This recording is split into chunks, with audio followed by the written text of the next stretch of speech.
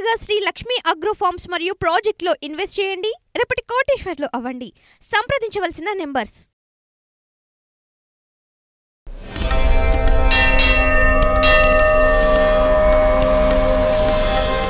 మాతృదేవోభవ, పితృదేవోభవ, ఆచార్య దేవోభవ. ఈహా టీవీ వీక్షిస్తున్న ప్రేక్షకులందరికీ శుభోదయం. ఈ వీడియోలో తంత్రజ్యోతిష్యంలో భాగంగా ఇప్పటి వరకు మీరు విన్నటువంటి ఎక్కడ చూడనటువంటి అత్యద్భుతమైనటువంటి ఒక మహాదైవశక్తి కలిగినటువంటి ఒక తంత్ర విగ్రహాన్ని మీకు పరిచయం చేస్తున్నాను. విఘ్నేశ్వరుడు. ఇక్కడ విఘ్నేశ్వరుడు ఏముంది, మాకు తెలియనిది ఏముంది అనుకోవచ్చు మీరు. ఇక్కడ వచ్చేకాడికి అత్తి చెట్టు, అంజీరా కూడా అని అంటారు. అత్తి చెట్టుతో చేసిన అత్తి చెట్టులోని చెక్కతో చేసినటువంటి విఘ్నేశ్వరుడు ఈయన. ఈ అత్తి వినాయకుడు అంటారు ఈయన్ని. ఓం సుముఖాయ నమః, వక్రతుండాయ హోం అనేటువంటి శక్తివంతమైనటువంటి విఘ్నేశ్వర మంత్రాలను సుమారు 3,60,000 సార్లు జపించి పూజలు చేసి ఆ మంత్ర జపం యొక్క ఫలితాన్ని ఈ విగ్రహానికి రిజిస్టర్ చేసి తర్వాత ఇవ్వడం జరుగుతూ ఉంది. అంత శక్తివంతమైనటువంటి ఈ విగ్రహం. అత్తి చెట్టు అంటేనే మనకు కొన్ని వేల పండ్లు ఆ చెట్టు నిండా కాస్తాయి. దేవతా విగ్రహాలను తయారు చేసేటప్పుడు అత్తి చెక్కతోనే చేస్తారు. చాలా దైవికమైనటువంటి శక్తి కలిగినటువంటిది. ప్రాణప్రతిష్ఠ చేసి ఆ విగ్రహాలను పూజిస్తారు.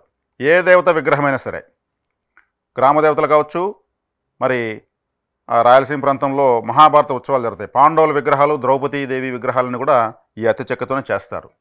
ఇంకా కూడా ఈ అత్తి చెక్కతో చేసినటువంటి పీటలు చేసి వాటిపైన కూర్మ యంత్రాలు లెక్కించి వాటిపైన కూర్చొని జపం చేస్తే ఎంతో ఫలితం, విశేషమైన ఫలితం. సాధారణ జపం కన్నా ఈ అత్తి చెక్క పైన చేసే జపం, చెక్కతో చేసిన పీట పైన చేసే జపం ఎన్నో 100 రెట్లు విశేష ఫలితాన్ని ఇస్తుంది.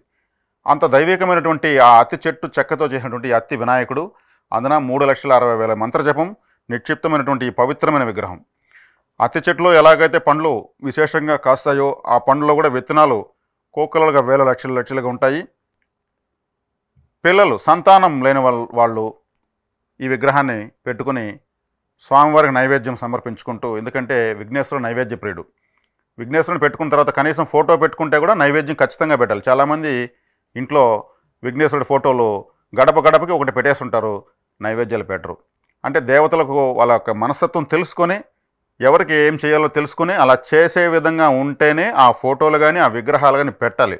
లేదంటే చాలా వ్యతిరేక ఫలితాలు. మనకు ఎక్కడో దుష్టశక్తులు రావాల్సిన లేదు. దేవతా శక్తి వ్యతిరేకమైతే మాత్రము మనం తట్టుకోలేము.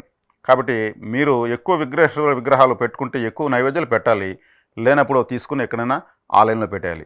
అదేవిధంగా ఈ అత్తి విఘ్నేశ్వరుడు కావాలనుకున్న వాళ్ళు కూడా ప్రతిరోజు పాల పదార్థాలు ఏదైనా లేదా డ్రై ఫ్రూట్స్ సోమవారం ముందు పెట్టి మీకు కావాలని కోరుకుని నమస్కరించుకొని 5 లేదా 7, 9, 11 గుంజుళ్ళు, అరగుంజుళ్ళు పూర్తిగా కింద కూర్చొని పైకి లేయకూడదు.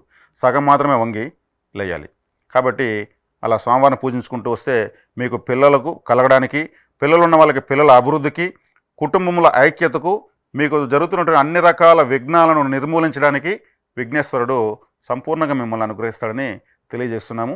కావలసిన వాళ్ళు ఈహా టీవీ ఈ ఛానల్లో మీరు కింది నెంబర్కి ఫోన్ చేసి తెప్పించుకోవచ్చు. స్వస్తి.